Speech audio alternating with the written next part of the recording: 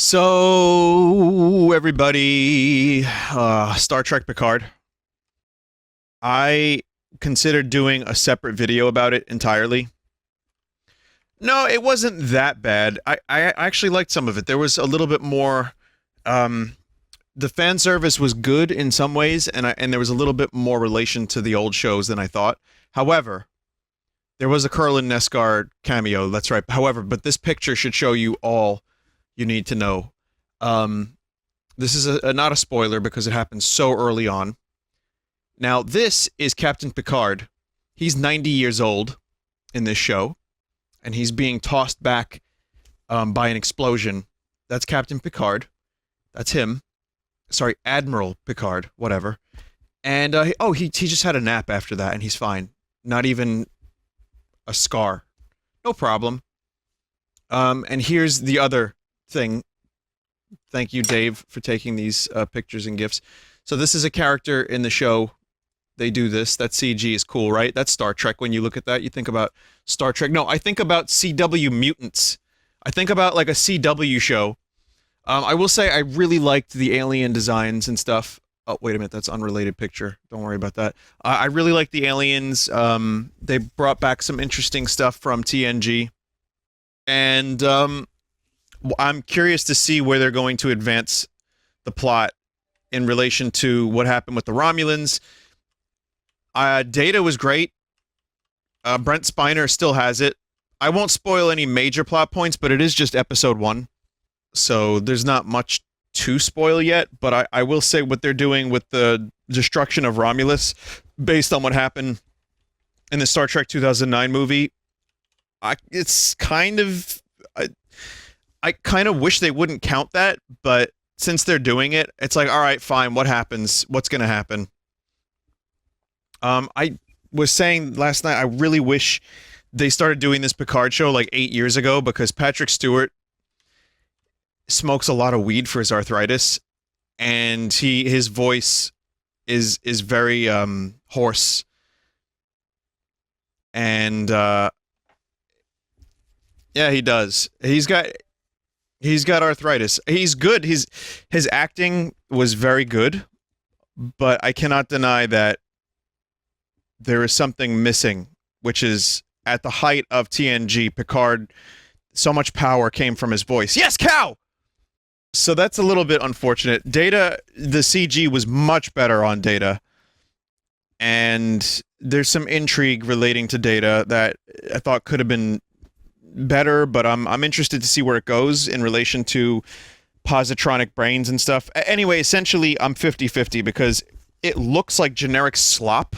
Like, I really don't like the way Star Trek looks on CBS, but there's some good performances. I think it's better than Discovery, and I'm interested in seeing where it goes, but the previews for the next episodes had me a little worried.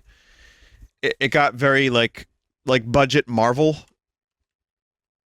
and that has me kind of like, ugh, really? The music was a little generic, but there were some moments where it was good. I will say, though, it didn't need... There was some, like, super emotional punctuated music constantly, and it just didn't need that. Like, they're not letting the performances just be themselves. Like, they have to put, like, epic music behind all of them. So, yep, it's more CBS Star Trek. Yes, it's better CBS Star Trek. Yes, it has a very good feel to it compared, like all the stuff that happened at the Federation base in San Francisco was kind of cool. Like, they had the uniforms. 50-50. Some people love this show. Some people are like, oh, it's amazing. It's great. And the Entertainment Weekly is like, can this show recover from its embarrassing, trashy first episode? I think I'm somewhere in the middle. It's nice to see Patrick Stewart back. I know we're going to see Riker. Data is great. And again, I'm interested in at least seeing where this Romulan plotline goes. But it's a little rough. I just wish they would do a Star Trek show that was more close in tone to what Roddenberry had in mind. And, go back to exploring space and go on a trek, a Star Trek. That would be fun. So, there you go. That's my review so far of episode 1 of Picard. It could have better episodes later. That's just based on the pilot. We'll see. The EW reviewer for Picard also hated Witcher and only watched 2 episodes. Oh, that's the same one? Oh, it's the clickbait reviewer.